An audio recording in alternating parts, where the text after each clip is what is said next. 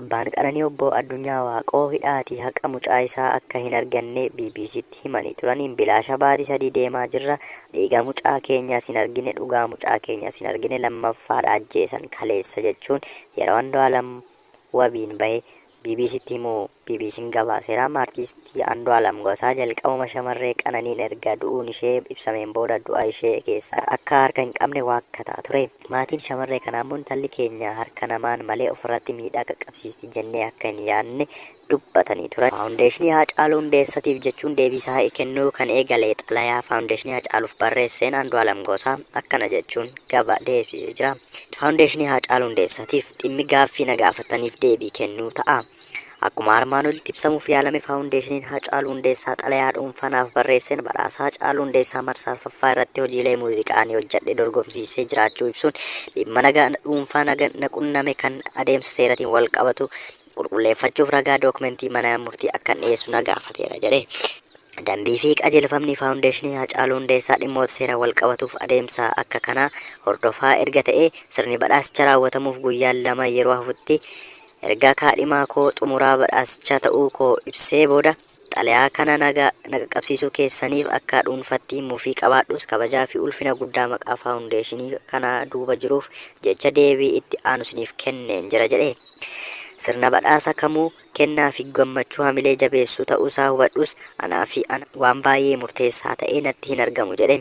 Ani yeroo ammaa kanatti gadda guddaa keessan jira. Hojii gaarii fi uummata koo madaaluu ani kana duraa hojjedhee fedhii fi kaka'umsa keessaniin dorgomsiisuu keessaniin nan dinqisiifadha. Ta'us garuu ragaa isin na gaafattan isiniif dhiyeessee yeroo kanatti badhaasicha dorgomuuf yookaan dorgomee injifachuuf yeroo ani itti yaaduu danda'u miti jechuun ibsa kennee jira. Ani jaalallee koo abdii fi egeree koo du'aan of biraa dhabeen jira. Gadda ulfaataa keessatti kufeen jira. Wanti ani yaaduu fi dhiphachaa jirus dhimma badhaasaa miti. Akka waan namni du'ee galuufitti of gowwoomsee karaa eegaan jira malee dhimmi badhaasaaf kaadhimummaa fi kaadhimamaa ta'uu dhabu ammatti anaaf qabxii murteessaa miti jedhe. Ta'us ammoo hojiin muuziqaa kan albamaas ta'e kan qeenxee ani ittiin kaadhimame hojii kiyya qofa osoo hin taane haadha warraa koo yeroo ammaa kana lubbuun hin jirre dabalatee namoonni adda addaa hedduun qooda kan keessaa qabaatan yoo ta'u hojichaaf beekamtii kennuu jechuun garee hojicha hundaaf beekamtii kennuu akka ta'ettan hubadha jedhe. Haa ta'u malee hojii guddaa isin aartii Oromoo guddisuuf hojjechaa jirtaniif dinqisiifannaan qabu irraa kan ka'e hojii hanga ammaa itti jirtan akka hin gufanneef gaaffii na gaafataniif deebii akka itti aantu isiniif kenneen jira jedhe. Barii gaafa guyyaa 11 ji'a 3 2025 tasa lubbuun darbuu haadha warraa kiyyaatiin poolisiin shakkamee ji'oota 3f qorannoo poolisii jala kan hin ture yoo ta'u gaafa guyyaa 10 ji'a 6 2025 oolmaa mana murtii federaalaa sadarkaa tokkoffaa dhaddachaa raadaa ooleen sababa abbaan alangaa qorannoo taasifameen shakkamaa irratti ragaan himata bansiisuu danda'u hin argamne jedheef himata banuun hin danda'amne jedhamuun mana murtii irraa mirgaa wabii qarshii 50,000tiin akka bahu murtaa'ee ture.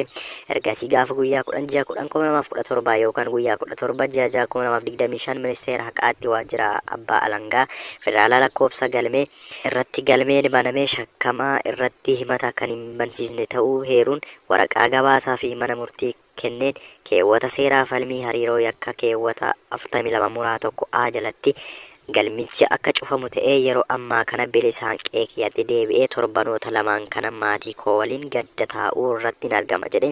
Dhuma irratti dorgommii kanarratti na hirmaachisuuf garagalcha yookaan ragaa dookumentii isin na gaafattan ani akka dhuunfaatti isiniif kennuu waan hin dandeenyeef akkasumas gadda ulfaataa jireenya kootti dhufe kana keessaa osoo hin dandamatin hamilee fi kaka'umsan ittiin ololaa fi maqaballeessii murni sobaan na yakkuu yookaan afarsuu ofirraa qolachuuf akkasumas dorgommii badhaasa kanatti hirmaachuuf ragaalee isiniif dhiyeessuu waan hin dandeenyeef akka dhaabbata keessanitti waajjira abbaa alangaa federaalaa daayirektarootii dhimma dubartootaa fi daa'immanii waajjira